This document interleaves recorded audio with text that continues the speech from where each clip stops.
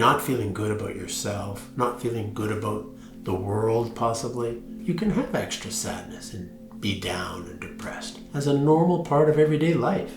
So this video is about non-medical ways that you can actually take some steps to come up and out of depression and feel a happier, healthier, better sense of self, as well as having better relationships with those you love. Thank you for coming onto our YouTube channel, Finding Solutions Together. We like to make videos to help you build mental fitness so that you can have the best relationship with yourself as well as with other people. Not many people do come to a therapist's office or look for help because they're too happy or too joyful. It's quite interesting. When we think about sadness and depression, oh my word, automatically we should go get help for that. It's a normal feeling. It's a normal emotion. It actually is like one of our guiding emotions that tells us something's not right, possibly biologically, maybe psychologically. Some of our thinking obviously contributes. Maybe socially, our interactions with others not going well. Maybe we're really cut off from others. And spiritually, maybe we've even lost hope. So what are the non-medical? The fancier term might be non-pharmacological. Pharmacological. Oh, say that word 3 times fast. We want to think of depression, anxiety, and other emotional states as adaptive. They're guiding and directing us, letting us know that something has hurt us, something is to be watched out for or avoided, and also letting us know maybe there's something to correct. So if you're sorrowful and sad by a current event, maybe a separation, a divorce, loss of a loved one, you're probably supposed to be sad, supposed to be upset, confused, even anxious about the next steps in life. So what is depression? There is an MDI-10 measurement you could use. You could check that out with a doctor or a psychiatrist. They're very reliable measures. But I wouldn't be diagnosing yourself. It's important for us to know the signs though and the symptoms, and many of you that are even looking into a video like this, you already know. You have a sense inside that you're not feeling as lighthearted, you might not have as much energy as you usually do, you might be a little more bitter, confrontational, you might be more abrasive and abrupt. Other signs might include loss of interest in your daily activities, things that you would normally enjoy, not even resonating. A friend, family member could crack a joke. You're not even finding it funny. So there's something starting to wear us down at that point. When we look at depression or anxiety or any of the major mental health conditions or concerns, we want to look at the biological, the psychological, the social, as well as the spiritual aspects. When you're doing an assessment, look at all of those aspects. What's going on in the body? How are we taking care of this? Psychologically, what are we thinking about? How are we thinking about ourselves, our world, our friends? Socially, how much interaction are we having with people? When we get more isolated, we have less energy, really, because we give each other energy. We give each other ideas. We'll challenge each other's ideas, even in a fun or sarcastic way sometimes. You know, you're hanging out with friends and you say something and they laugh and that's absurd. They're giving us feedback to kind of help us stay on a socially kind of healthy platform.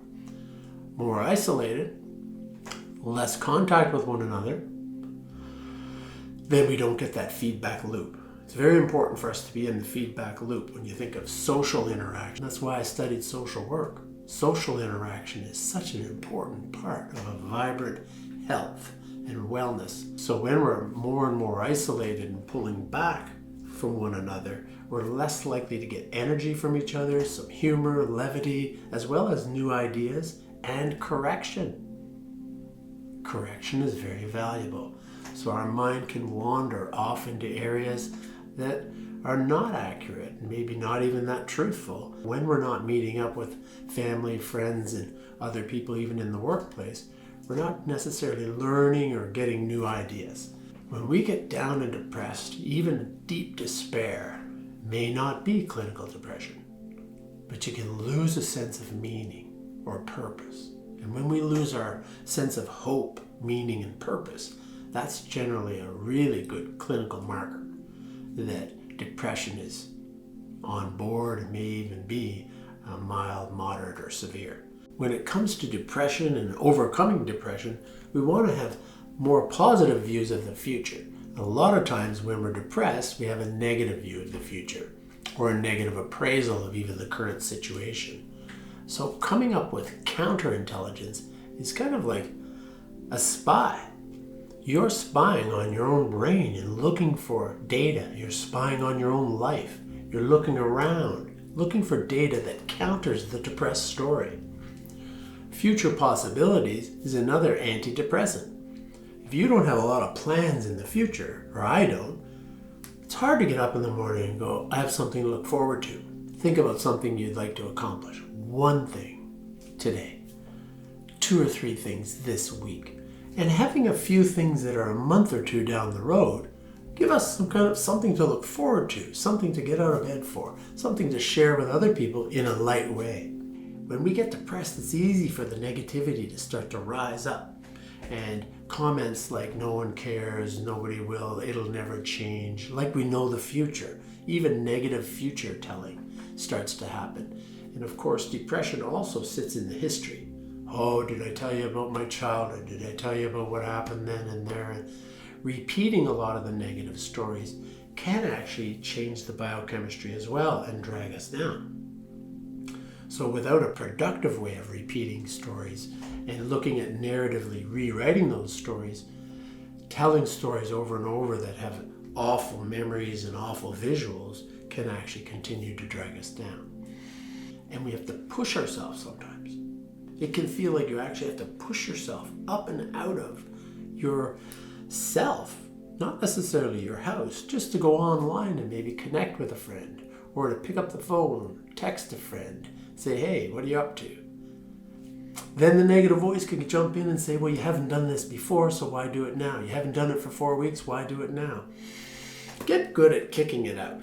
Get good at kicking that negative voice off your shoulder, and that is not relevant. If you feel like calling or connecting with a friend, do it. Push yourself past that initial apprehension. Some people call it a little nervousness or anxiety, doubts, whatever they are. Push past those feeling states and make that text.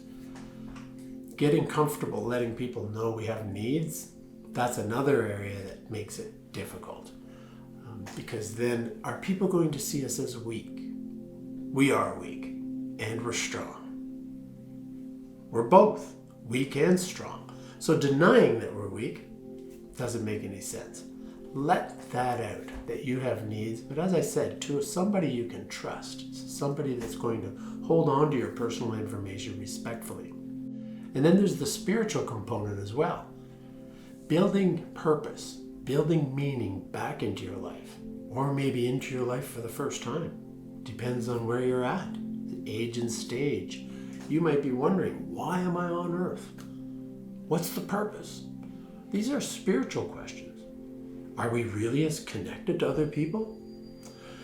Well, my quick answer is yes. We're so connected, we just spend a life probably not realizing it and denying it. Humans are very, very connected by the interactional patterns, the network of social systems we've set up, the emotional intensity that we experience with one another.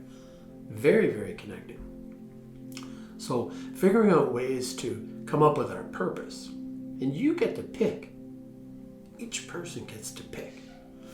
Pick a meaning or a purpose that gives you some energy, that kind of ignites, or maybe it fits with that passion you have inside. These are just a few of the ways you can overcome depression, some new ideas. What's the most important thing to remember? That you're an amazing person. We see everybody as amazing from birth to death. The behaviors, the thinking, physically, lots of areas to improve for all of us. But really, thinking and remembering you're amazing from birth to death is a key part of overcoming depression. And then you just, off to the side, you go, I've got this to work on. Again, it takes courage to even look up a video. So give yourself credit for looking up some solutions. Never give up looking for solutions. And think about it. Someday you're going to find the right combination that works for you, and your life will be blossoming. So why not imagine that? That's future possibilities. Imagine your life blossoming. Look at what it might be like to have close friends, family, relatives getting along better.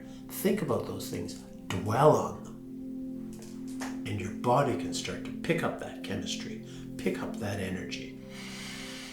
And we'll end up attracting that as well into our lives. It's not easy. Take care.